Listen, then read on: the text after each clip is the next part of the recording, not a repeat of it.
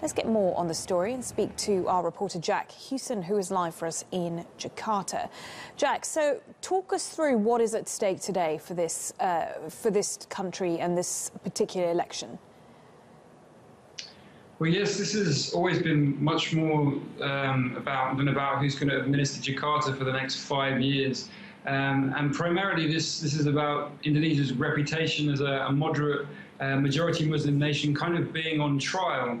The incumbent governor, Ahok, is, as you mentioned, ethnically Chinese and Christian, and hardline elements of the Muslim majority resent that he's in charge of the capital city. Those elements have turned out in hundreds of thousands to demonstrate against him, and he's been accused of blasphemy, and there are calls for him to be jailed. But the comments that led to these charges against the governor were fairly innocuous, and the idea that these hardline elements can hijack an entire election is very worrying for Indonesia's pluralism and for its democracy. I mean, Ahok has demonstrated himself to be a very competent governor. So he's brought about many reforms. He's improved transportation, issues with flooding.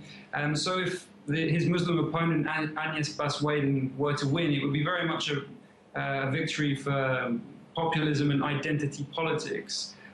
But in addition to these concerns about religious tolerance, this election is also a broader power play against the President Joko Widodo, who's an ally of Ahok. Many of the hardliners who demonstrated against Ahok were backed by elite elements of government here who are opponents of Jokowi.